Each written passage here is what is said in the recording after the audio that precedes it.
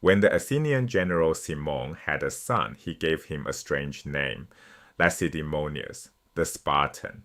This was the man, the Sparta admirer, who would turn Athens into something no Greek city had ever been, a society organized from top to bottom around the sea, and he would do it by winning a single impossible day. 12 years after the Persians were driven from Greece, Athens led an alliance called the Delian League, a coalition of city-states pooling ships and silver to keep Persia at bay. Cimon was its commander, but Cimon understood something the others did not. A navy is not a fleet of ships. A navy is a society, and he set out to rebuild Athens around its oars. The trireme was the weapon, a long, sleek warship driven by 170 rowers stacked in 3 tiers, with a bronze ram at the prow. It was fast, expensive, and useless without trained men. To fill one ship for one campaign, you needed a captain rich enough to pay for it, marines drilled to fight on the moving deck, and 170 citizens who knew how to pull together as one body. Now multiply that by 200.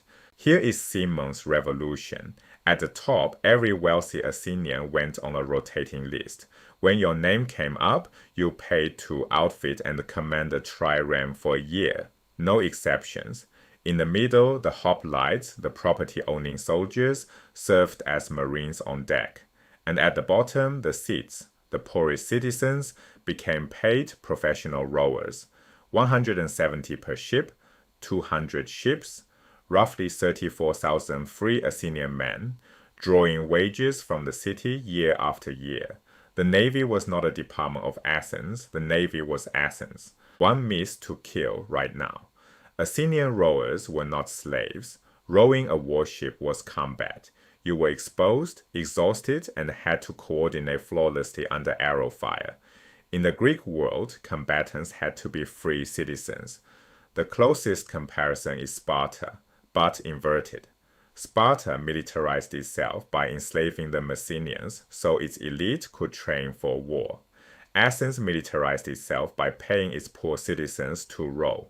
More men, more loyalty, and a paycheck that bought bread. 12 years after the League's founding, that fleet would face its greatest test.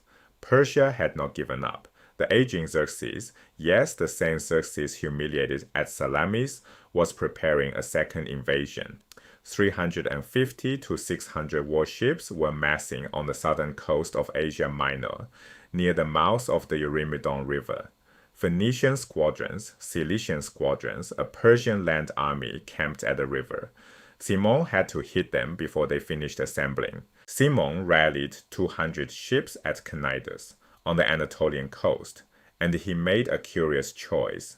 He took the old triremes, veterans of Salamis 20 years out of date, and decked them over.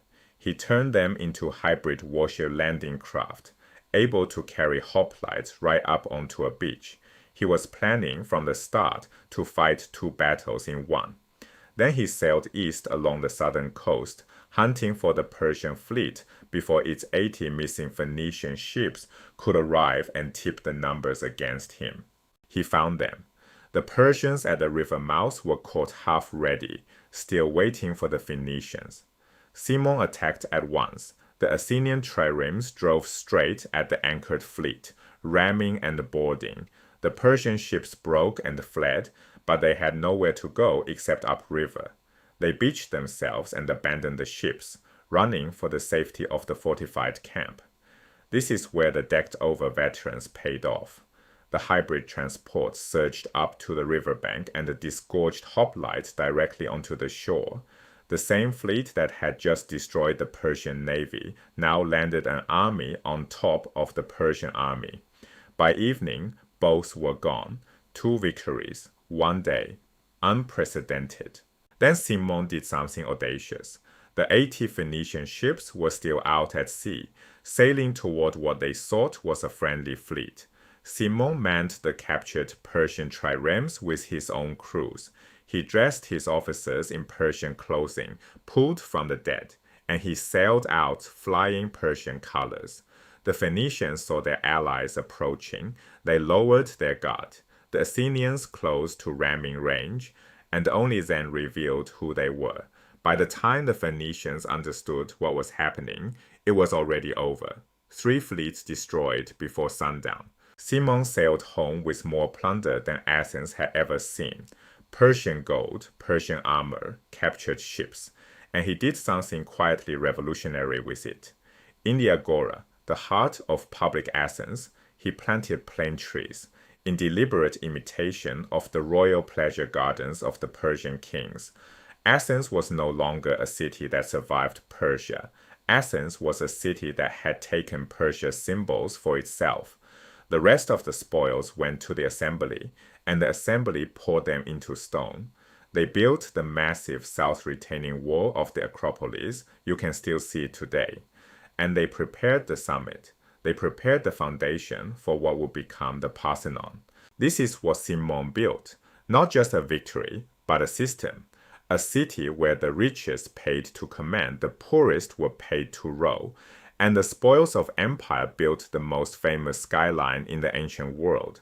When Pericles takes the stage a generation later and crowns the Acropolis with marble, he is building on Cimon's wall, with Cimon's treasury defended by Cimon's fleet, manned by the citizens Cimon put on the payroll. The golden age of Athens did not begin with Pericles. It began on a single afternoon at the mouth of a Turkish river, when one general won 2 battles before the sun went down.